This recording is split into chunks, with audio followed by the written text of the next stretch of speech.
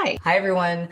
Welcome to the final, i.e. 13th, i.e. Lucky 13 episode of the Lucky 13 series. I'm beyond excited. This one is titled Projector Party with Christie Inge, and I am actually a client of hers. She does human design, and I'm going to just let us jump in because we were recently having a chat about being a projector. We are both projectors. I'm a splenic. Did I say it right? Yeah. Splenic. Yay, splenic projector for one. Again, I'm a ridiculous fangirl of Christie's work. And so we're going to talk about being a projector and waiting for the invitation in work because I thought I knew what it meant, but I have been challenged by the actual expert. So I'm really excited to chop it up with you. Christy, will you please say, oh, by the way, guys, this is not 13 minutes. I'm going to pretend it's going to be too short, but just so we're clear, it might be a multiple of 13, but 0% chance we're coming in at 13 minutes. Yeah. So get cozy, meet Christy. Christy, is there anything you'd like people to know about you that I have not said other than you are High Queen of HD? Well, just that the feelings are mutual. I too am a client of yours and love you to pieces. When I learned that you were a projector, I was like, sold. That's all I need to know. That's it. That's it. It's so wild. So I was actually introduced to the human design concept just actually it's 2020, like only a few years ago, so 5 years ago. And I was really resistant. I was like, whatever, I know astrology, like this is dumb. Like I just thought it was a total fad. And then the first time someone was like, no, you're a projector, and this means that, one of the first things I geeked out about was I had already been a coach and I was often talking to clients about like, we are the lighthouse. We shine Mm. our light, and just like a lighthouse, we are fixed. And for some people, they will come into safe harbor thanks to the lighthouse. For some people, they'll say, isn't that pretty? And keep going. Like, none of that is a problem. And so I first geeked out when it was like projectors are like lighthouses. And I was like, what? That's so wild that I've been feeling that way, but not having any valid reason. Um, will you tell everyone, I know you're a projector too. Will you tell them your specifics for our geeks out there? Of course. So I'm a 5-2 splenic projector, and I was born in the LAX of the Clarion 2. So that's the incarnation cross, and that's one of my specialties in human design is the incarnation cross. So, yeah, I'm like, what does that mean? But I want to show everyone. So all the things. if you join Christie's program, you get like, if you're like me, you print things out. And I would like to out myself as a printer person. So when I really love something, I print and I make my own binder. Love If you it. guys ever wondered how geeky I am, this is how geeky I am. And things are underlined and highlighted. And I'm not going to show you all my personal notes, but I just want you to know I'm not casually wearing my nerd shirt today. I'm like, this is the appropriate shirt. Can we jump into, because one of the things that you told me that I was geeked out about. So if you have been connected with me and are like super into my details, I thought I was a splenic projector 4/6. And on my most recent birthday, my mom and I were having a conversation and she was like, you were born at exactly 10:47 a.m. And by the way, it's even on my birth certificate, LOL, like which I own. And in looking at it, I realized I had done my chart for 7 a.m. instead of 10:47. So when we adjusted it, aha, I am a 4/1. And you told me, oh, that's very rare. Will Yeah. you explain? Yeah, so let me tell you about the bigger picture of profiles, and then I'll talk about this little picture of 4-1. So in human design, there are a multitude of aspects that we could talk about. So, like in astrology, we might talk about your sun sign or your rising sign or your moon sign, or your this is conjunct that in this house and the blah blah blahs. Like, so human design is similar. There are different sort of ways that we can look at the chart, different ways that we can dissect the chart, and then different ways we can pull it all back together again. So the primary ones you've probably heard of before are type, strategy, authority, profile. And then Mhm. once you get a little bit deeper into the weeds, you've probably started to hear a little bit about the incarnation cross and the gates and the lines. That's my jam. That's where I love to be in human design is I love the lines and the gates. So each sort of aspect of the chart has different categories of things. So there is type, there are generators, manifesting generators, projectors, manifestors, reflectors. So that's 5 things. In profiles specifically, there are 12 things. There are 12 things that your chart could be. And that comes from the lines in Hmm? the gates of your incarnation cross. Hmm. But when you look at your human design chart, you're going to see in the middle of the chart is what's called the body graph. And there are going to be 9 centers. Hmm. And then flanking that body graph, there's going to be 2 lines of numbers where it's like a row of 13 numbers down each side. The top 4 of those 13 numbers are your incarnation cross. Okay. And then when you look even more closely at those numbers, you're going to see for yours, it's going to be 42.4. Mm. Um, and so the number that comes after the first number, so in your case, 42, the number that comes after that is the 4. That's the line. And when we combine the line Hmm. on the conscious side of the chart, Hmm. which it depends on which calculator you use, what color it's going to be, but it's always going to be on the right-hand side of the chart. And then the unconscious side of the chart is the left-hand side of the chart. That's where on your chart you're going to see a point 1. Got it. I won. So that 4, 1 makes Yep. your profile. Yep. So if we were to look on my chart, we would see in that very top placement on the right, we would see a 57 and Hmm. then a point 5. And then if we go to the left-hand side, we're going to see a 62.2. And Hmm. so that makes me a 5-2 profile. So the profile tells us a lot of things, and I don't even know that we could talk about one of those things in 13 minutes. Mm-mm. We certainly can't talk about all of them in Mm-mm. 13 minutes, but for your specific audience, and I think for you specifically, just because you are helping helpers, and so I know that every single person listening to this, they're helping people in some way. Those are my people. So, yeah.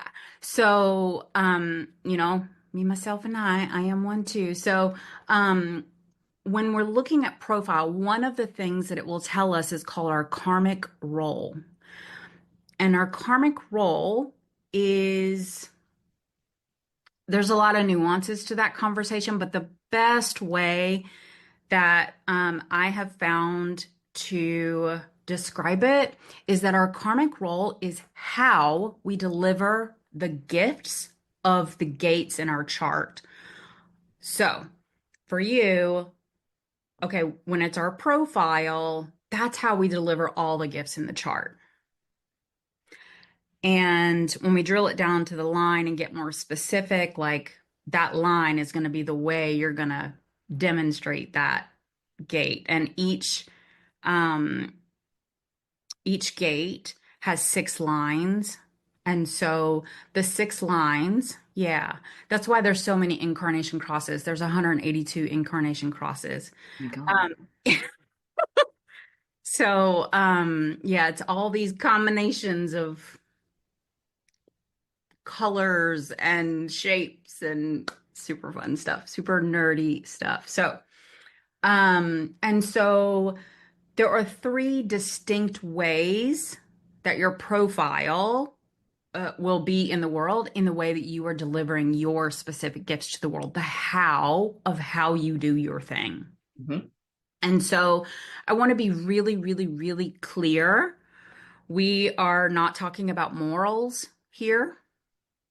And we are not saying this is only for coaches and healers and acupuncturists. And no, we're talking about everyone on the planet.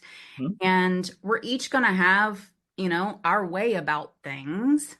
But sometimes there's this misconception that, like, um only certain people, only certain profiles can be, and we're not talking about that.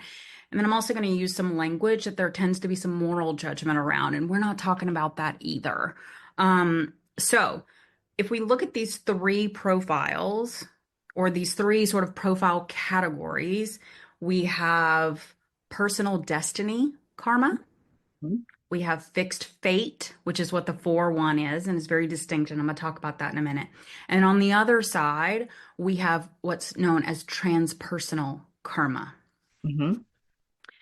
So there's a lot of ways that we could interpret this, but the very basic way that I like to think about it is that someone with a personal destiny profile, the way that their karma, and by karma, I mean the patterns of thinking, feeling, and behaving in the world. I Hmm. don't mean 7 lifetimes ago, some shit you were dragging in from then. I mean, maybe it means that. But in a very practical, like, let's get down to how we're going to really use this information. We're talking about your patterns of thinking, feeling, and behaving in the world. And what that karmic role does is it's going to help you understand how you meet people in the realm of their karma. Hmm. So, when you have a personal destiny profile, Hmm. your karmic role is to be selfish. Hmm. It's to think first of yourself. And I would even venture to say, in the context of changing your own karma, Hmm. think of only yourself. Does that make sense what I'm saying? It does, and I want to make sure because to your point, people who are actually watching this tend to be on our wavelength, so they understand this is not selfish, like take from others, never consider if you're doing harm ever. That's not what you're saying. The selfishness is not the like false martyrdom or the like, I've got to do this for the community. It's like, okay, I'm taking care of me, knowing that the ripple out effect will also positively impact others. But like first and foremost, hard stop, I'm just gonna take care of me. That type of selfish. Yeah, with a little bit nuance. So let me tell you about the transpersonal because I Okay. think the easiest way to understand the personal versus the transpersonal is to contrast the two of them. I agree. I like And that. then we'll Different, talk same. about the fixed fate and how Yep. that plays into the whole thing. So Okay. when we're talking about a transpersonal karma, we're talking about someone whose karmic role is to essentially go first, Hmm. the Okay. karmic transformation. Okay. So someone who is a personal destiny profile, Hmm. when it comes to the way karma transforms, the way our thoughts, feelings, and action transform, someone with a personal destiny profile, whatever methodology they are using to create transformation and do whatever they do in their world, it's going to be best for them if they are thinking about how can I transform myself. Transpersonal karma, on the other side, is how can I transform myself first so that when others encounter my karma, their karma transforms. Okay, so I think I have it. As in, the transpersonal goes first, but it's almost like I can feel an energetic cord to knowing this benefits, like this is the right order of things, knowing I do this and that also heals others. Where the opposite, if using that term loosely, but the personal destiny, their karma is to just focus on taking care of themselves. No energetic cord to how it will also positively impact others, just simply Correct. purely self. And I would also, I'm sure that you probably have a more expansive definition of self-care, but I want to be really, really, really clear here. Good idea. I'm talking about the way we change our patterns. Good idea. We're not talking about mimosas at brunch. Now, I'm talking about the way we change our patterns and the way we approach changing those patterns. Let me give you an example. So I know we love to talk about the patriarchy here, and one of the things You is hiss. how women have been conditioned to be sacrificial caretakers, basically. Um, Mhm. and so you might go on Instagram and you might like see a meme that's like, oh, you just need to be selfish. You need to think about you need to think about yourself first. You need to go take a bubble bath. You need to go do all of these things.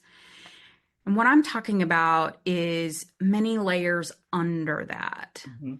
It's like when I approach creating change in my own life, so if we talk about it, is your audience going to be familiar enough with the model if I start using model language? Some of them Would it are, and I can work? translate into Byron Katie's The Work, as I love, those are Okay, opposite beautiful. sides of the same coin. They both get you to the exact same place. And some Yeah, people feel strongly about one of the methods.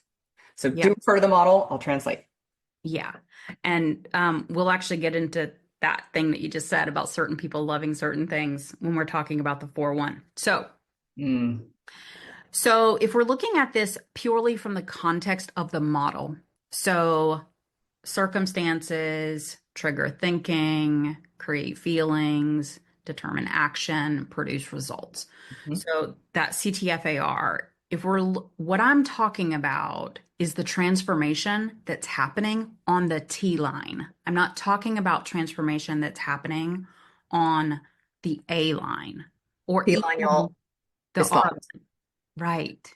And the action is the A line. So it's like changing the thinking, Yeah. which of course, well, maybe I shouldn't say of course, but which influences and impacts the action because we're not doing something we genuinely think is futile. If we genuinely think there's no chance this will be a good idea, we don't do a thing. Right. And so that's what I'm talking about. I'm talking about like when Brooke teaches the model, I trained in the model so many years ago. I don't even know how she teaches it anymore, but one of the later concepts that was taught was like the intentional model versus the intentional model. What I'm talking about is how we go from where we are to where we want to be via our intention. Hmm?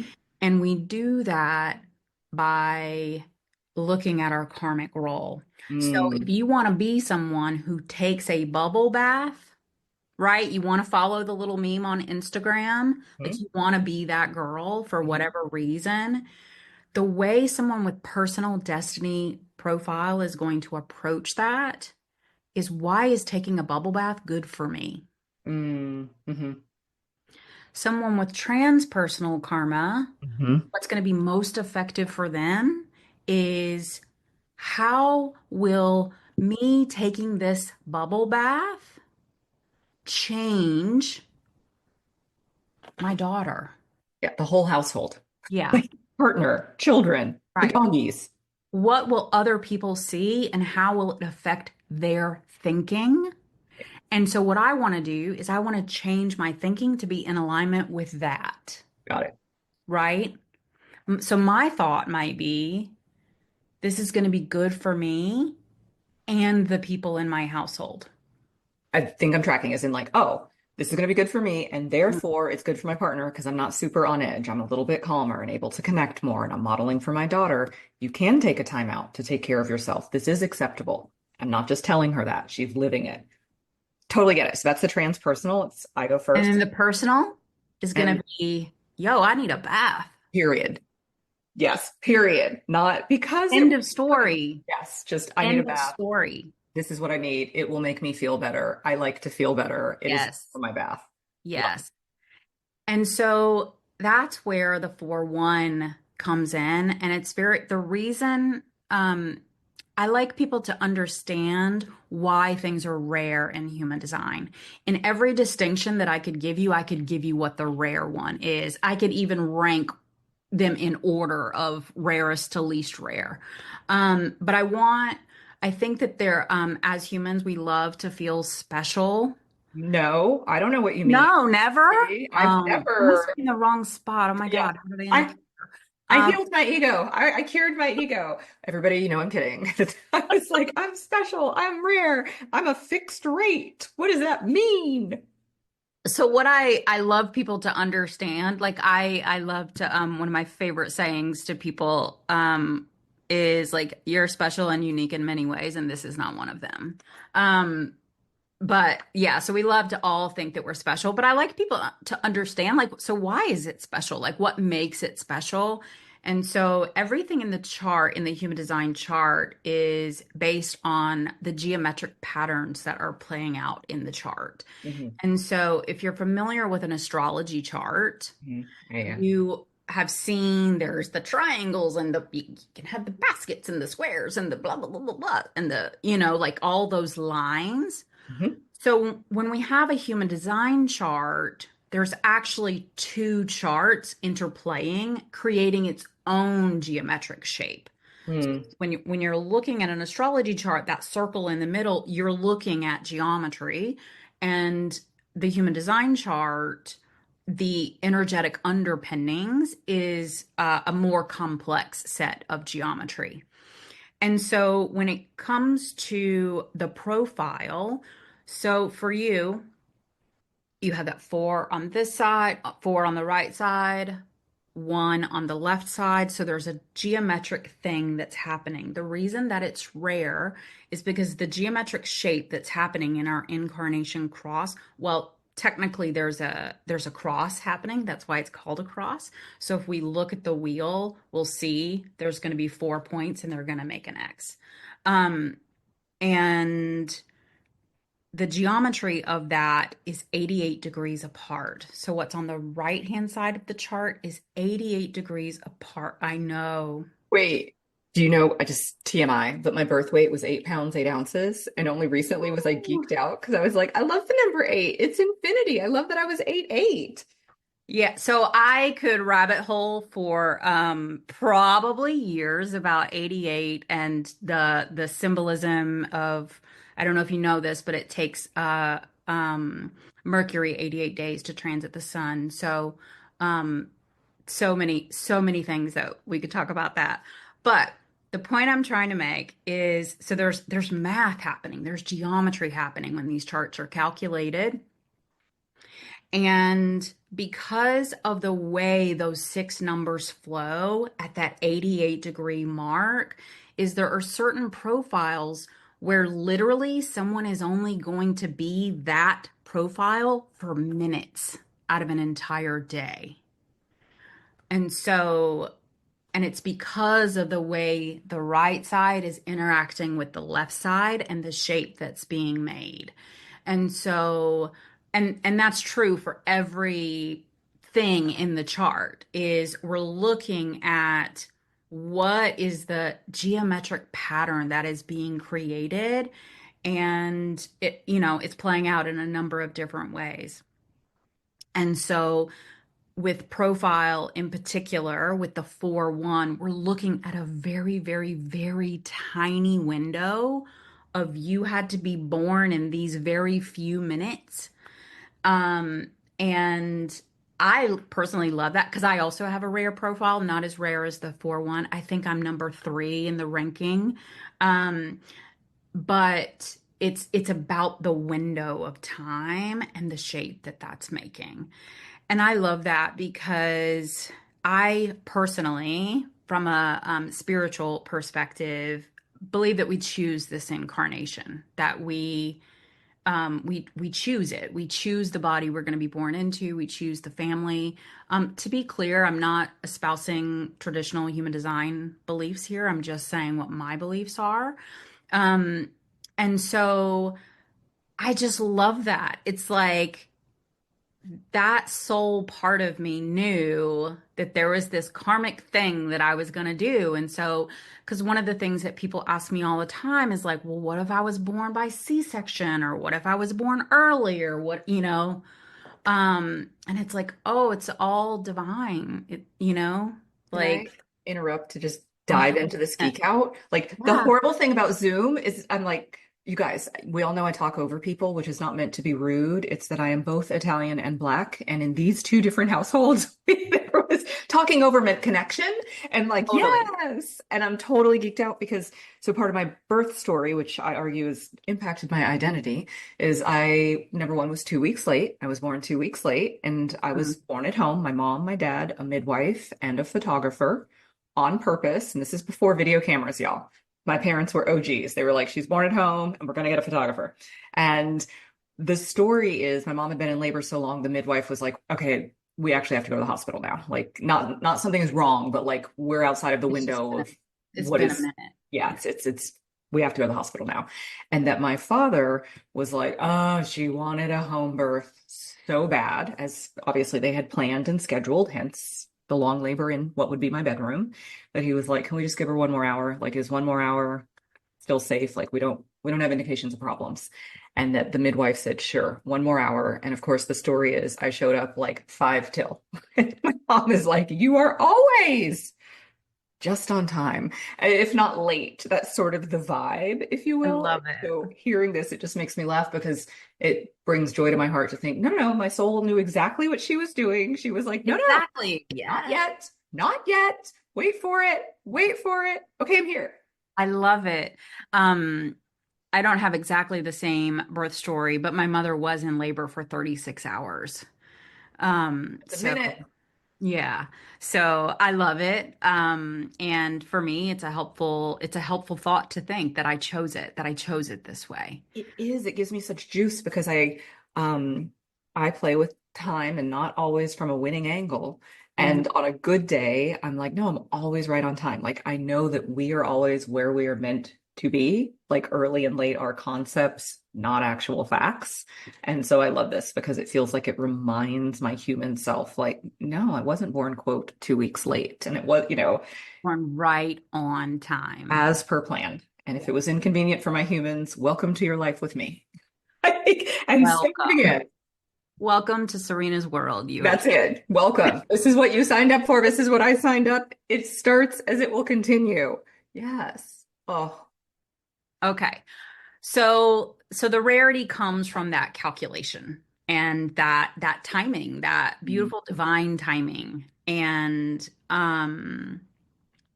so I personally like to think of it that way, just because it's more empowering, right? mhm, Right? Like I am under no false pretenses um that really it's coming down to our energy and how our beliefs affect our energy. And so that's why I like to think about human design as a tool because like I understand, right? Like we can choose the way we're thinking about the tool. And so for me, it's the most helpful to think, yep, I chose it. I chose it.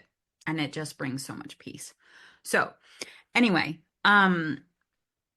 the 4-1, let's talk about. So we've talked about the personal destiny and like they're over here, they're doing their model and they're thinking about that bubble bath and they're thinking about, yo, like, this is just about me. I need a bath. self. Selfish is And the and word. then the transpersonal, they're like, oh, how is me doing this thing that's good for me going to set an example for Mm-hmm. the people around me, Hmm. particularly like, how is this going to help them change in a more positive direction, authentic direction, purposeful direction, whatever. Um, and so the 4-1 is the bridge between those two worlds. So, on a personal level, that's going to mean that there are going to be times where you need to be, oh, this bath is about me and only me. Thank you very much.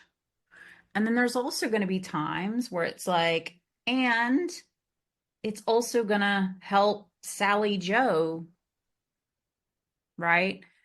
And then what I love about the 4-1 and what I loved about finding out that you were a 4-1 instead of a 4-6 is that I think that there's this quality to the 4-1. One of the things that they say about the four in traditional human design that they say about the 4-1 that I don't love is that the 4-1 is fixed. Hmm. And I don't really see it that way. I see it more like a bridge. Hmm. So, yes, if you go to the grocery store and you drive over a bridge, the bridge is fixed in place. It's in a place, right? Yeah. But it's actually connecting things together. It's Yeah. bringing things together. It's facilitating movement. It's facilitating flow. Mhm. Depending on how mercurial we want to get about this, it's facilitating conversation. It's facilitating. And so in the way that it serves others, it has this really beautiful way of meeting someone where exactly where they are in their karmic transformation and being able to meet them in exactly that spot. Mm. So let me give you an example. So I have been coaching since 2008, and um, human design wasn't even on my radar until like 2017, 18, 19. Amazing. Um, Amazing. and so I coached a lot of people. Um, and, I'm human. And so, of course, I would bring bias, Mhm. right? We all do that. I do have to say, I'm really, really good at holding non-judgmental space. But it's like if there was a woman who was struggling with feeling selfish because she had a boundary that she needed to set, like it would be my inclination to be like, oh, well, think about how that's going to help your children if you do that. Totally. And then, whereas someone who has a personal destiny might think about, oh, you just need to think about being selfish. Like, you don't even need to be thinking about other people. Like, but what's beautiful, I think, about the 4-1 is that in the way that they can so easily show up for others and meet them at the point on the bridge that they are. And that's why I prefer to think about it as the bridge rather than fixed, because it's actually not, I mean, it's fixed. And it's fixed in that the way that I think about the fixedness of it is the same way that a bridge is fixed. It's stable, it's steady, it knows what it's doing, it knows what its purpose is. Like it, You're whole. yeah. And so it's that bridge, it's that connection between the two. It's that um one of the words I used the other day when we talked was like chameleon. It has that way of like karmically meeting someone where they are rather than um thinking that what transformation looks like for one person is going to look like for the other. It like gives me chills. Yeah, I love it. Me too. And I really appreciate the bridge because I feel like I have almost a word allergy to the word fixed. And Yeah. I'm remembering like literally being in high school in the late 90s and being treated for depression, medically treated for depression, like had a therapist, but then was referred to a psychiatrist. And um, I'm like, welcome to Lucky 13, you guys. Everything is TMI. I remember the psychiatrist said, no, no, she can't be depressed because she's gained weight. And he specifically said people who are depressed lose weight. This is the late 90s. People didn't know shit, in case anyone's confused. We now know depression often means weight loss or weight gain. Yeah. Totally both are same. But this psychiatrist looked at me, even though I was with a therapist, and I will always be grateful to my mom for taking me to the therapist. But the short of it is he was very dismissive. And I remember him also like going on, and this was true in the late 90s, and the bubble started to bust somewhere in the 2000s. But the idea was we had these fixed brains and they were fixed. So if you suffered from depression, welcome to the rest of your life. If you suffered from something like that, it was fixed. So what we know now, in case anybody listening somehow is new around here, is brains are constantly changing. They are allowed to change. So the fact that I was medically treated for depression in the late 90s benefited me greatly. I have not experienced depression in years. I could in the future, but it's not fixed, if you will, as I remember that psychiatrist explaining to me, this is your fate. You will have to take meds for the rest of your life. You will always be managing it. And I was like, that sounds overwhelming. Yeah. And I love the idea of bridge because there's, as you said, there's a stableness, there's a hold it, and I definitely have a word allergy towards fixed. As in, it means this is all this is going to be exactly always. And it's like, oh, it's fixed. It is fixed. A bridge is fixed. It's in a place. Yeah. And there's so much available. And then I Yeah. love that because I do feel like in my coaching practice, sometimes to use your example, I am inclined to be like, take the fucking bubble bath Mhm. to take your power back, to reestablish you. And Yeah. other times I'm absolutely like, how does this positively impact the community? Your partner, the energy shift, you have to be the change. And so it's just fun to be like, yes, both of those are true for me. And not one Oh, I entirely. love that. I just got chills what you just said. because I love paradox. Yeah. And I was getting this vision of like a bridge with like water flowing under it. And I was thinking about how like it's actually not just the bridge, it's the bridge and the water flowing under it. And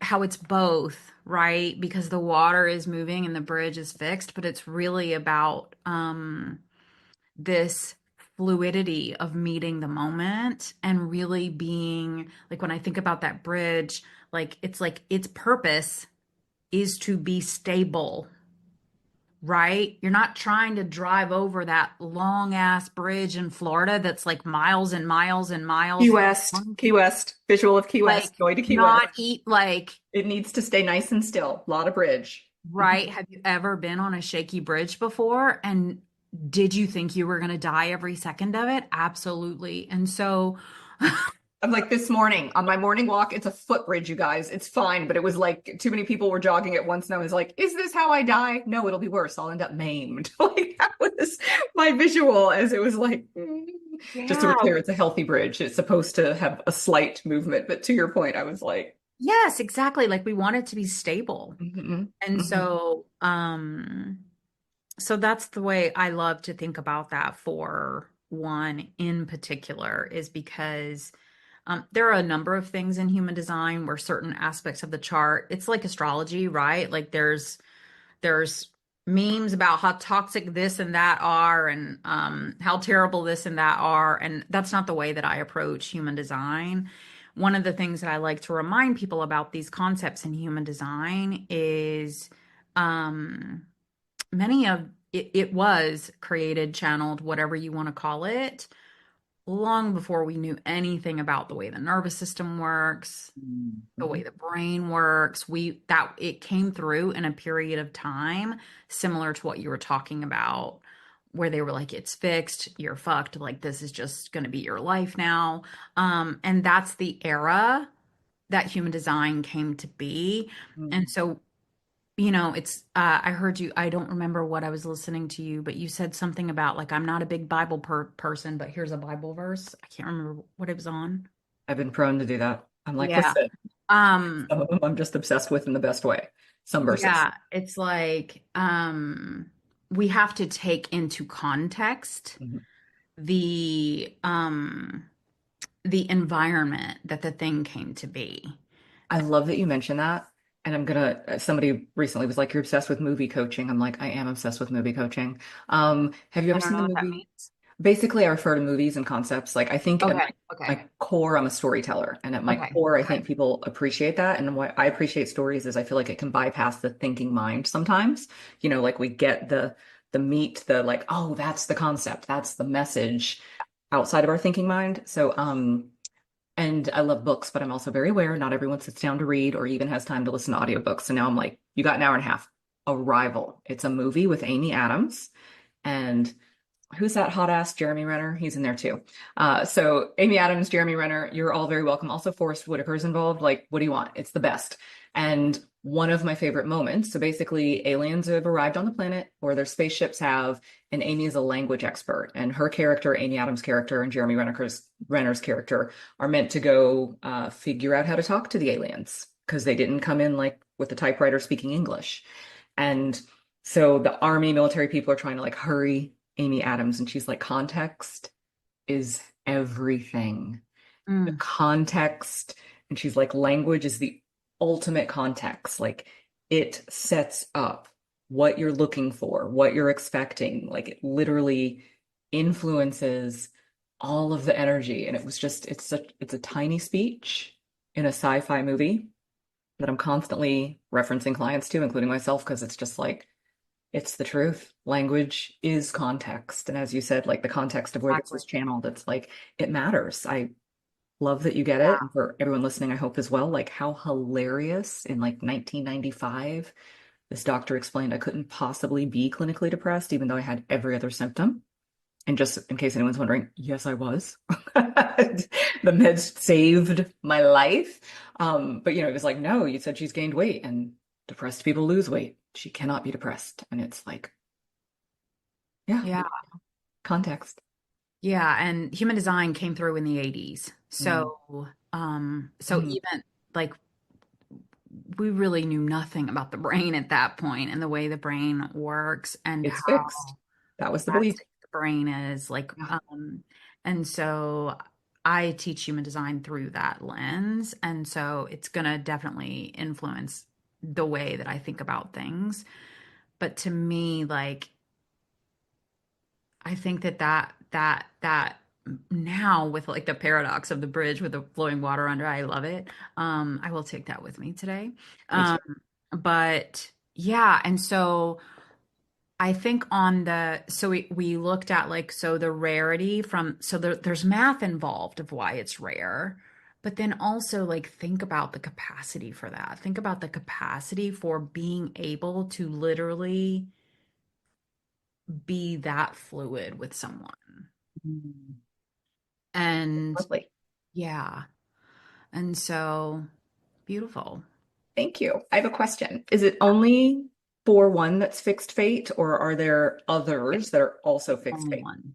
It's the only. Oh, so, and does it count, like, for example, I'm splenic projector for one, but if there is somewhere a Manny generator for Yeah. one, they are also fixed fate.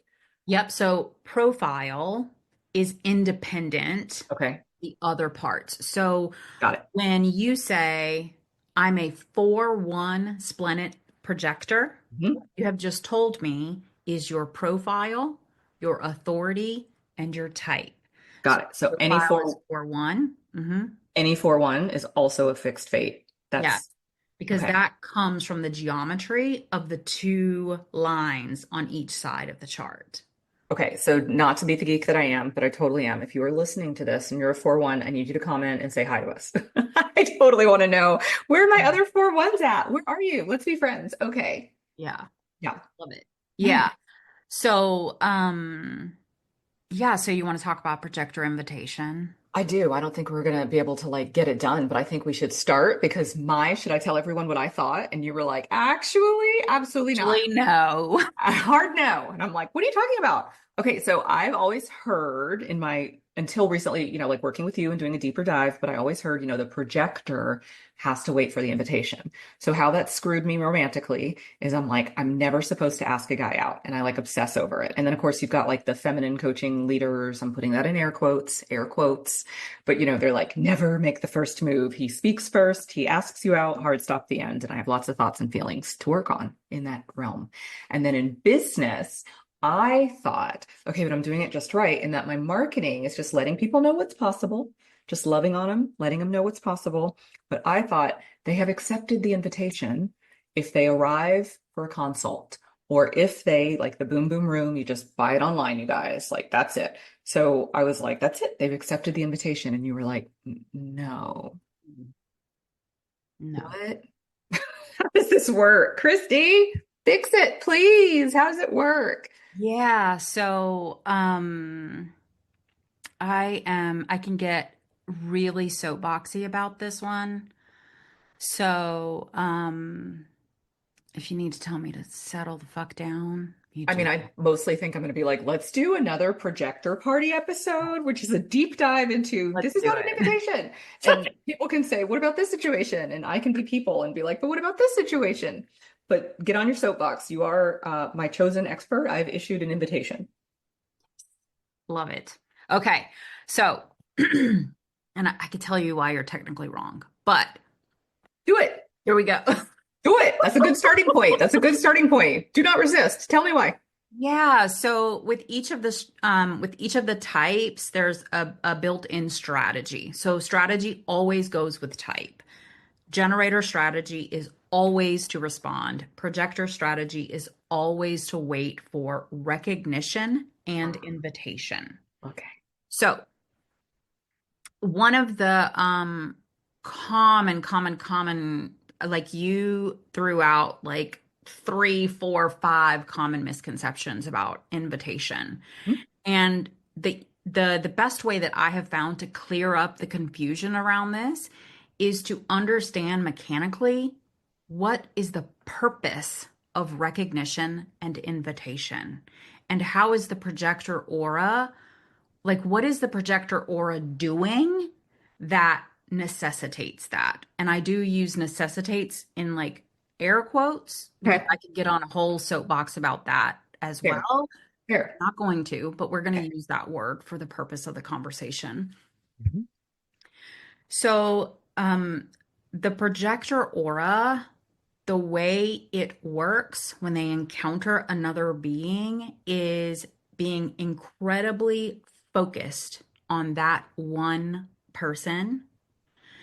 And when there is recognition and invitation, and I will say more about like what even is that in just a minute, but I want to think about the aura. What is the aura doing? Mm. So, say that there is recognition and invitation. You have recognized and invited me.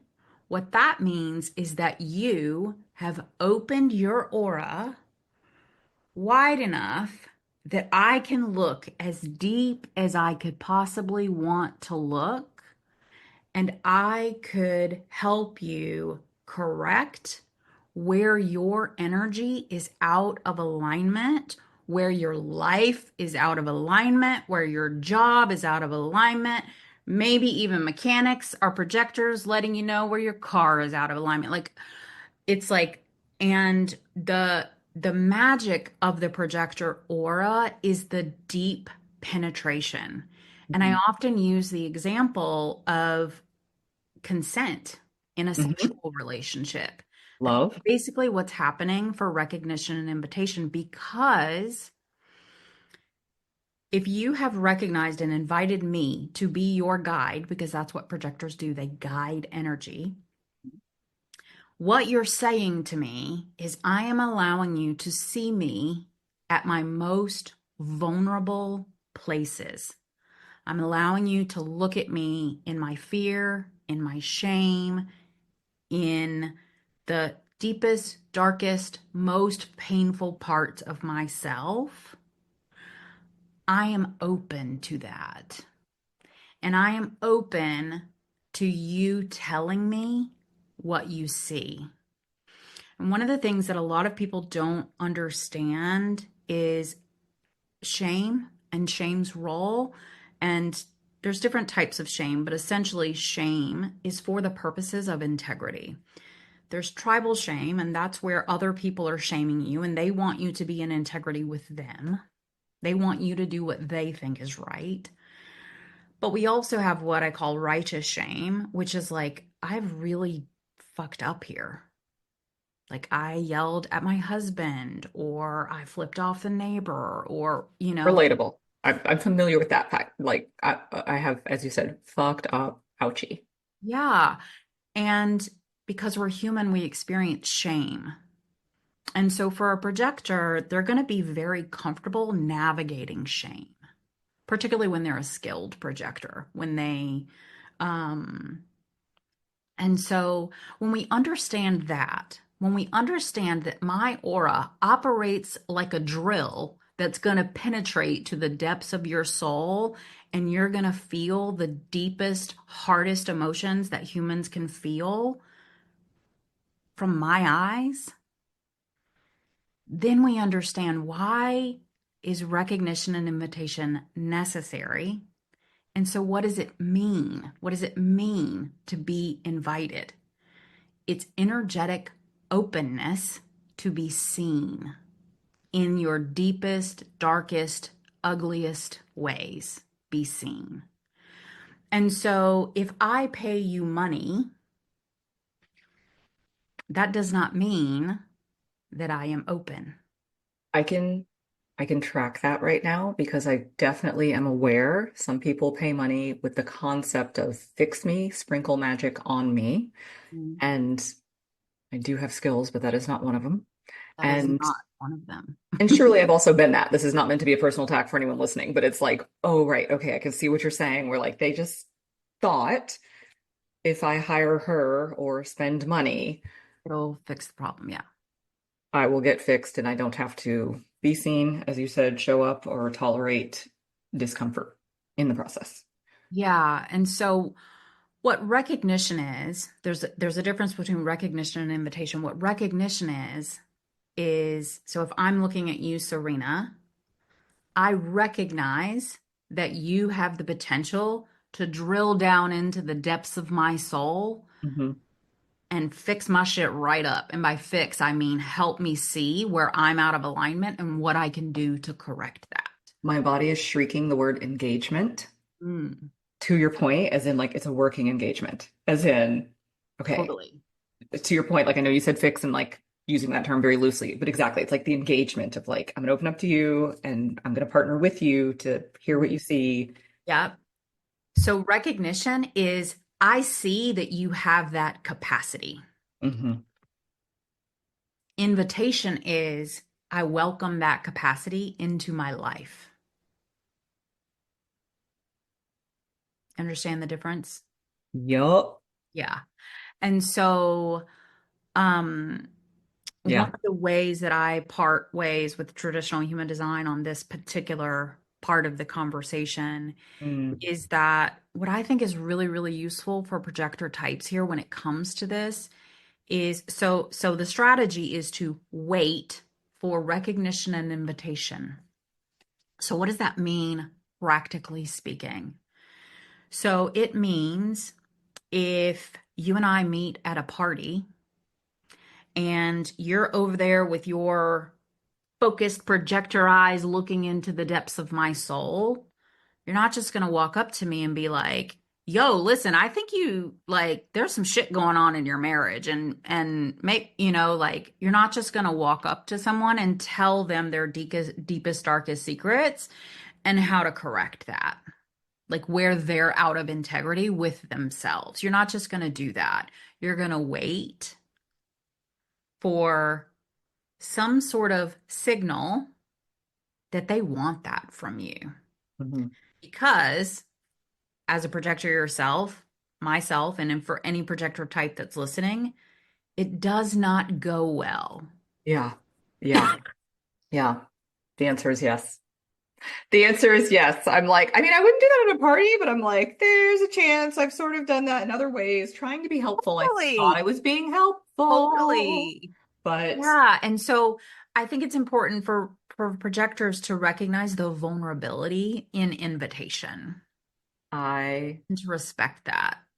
love that. And it pains me, but I'm going to end us here only because we could talk for 4 more hours. But I'm like, like the way you just said it, like the vulnerability in the invitation, it brings such a wave of reverence.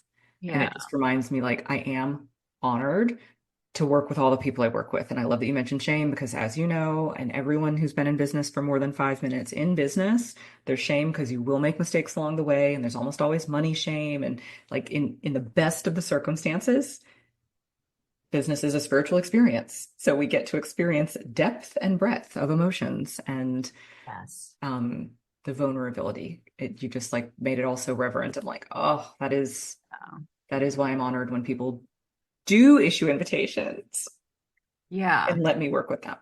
Yeah. Okay, I'm going to I was going to say beg, but I'm like invite you to have more projector parties with me. So hopefully you Yeah, let's guys, do it. if you have any questions, please post them in the comments so that Christy can see them as well. Because I'm like, we also didn't even touch attention versus recognition, and you blew my Oh, mind. I took like 3 pages of notes last time. So everybody, I want to invite you, of course, to connect with Christy. I also want to recommend. I don't even know what the like $333 like what is it called? I have it. I paid for it. yeah. So, what I sell is called the Human Design Map and Portal. That's what I have. That's what I Yeah, and love. so That's what there's a $99 option and there's a 297 option. I went for the 297. I have zero regrets. I need you to know I'm like, woo, me and my little notebook, just love this stuff. And I want to say thank you so much for being here and for teaching. Thank you. Yeah, I love it. We could nerd out for days. I think so. I think we can. I think we should. If you guys have any questions, post them so that we can put that on the Absolutely. list. Absolutely. Thank you. Thank you. Christy, thank you so much.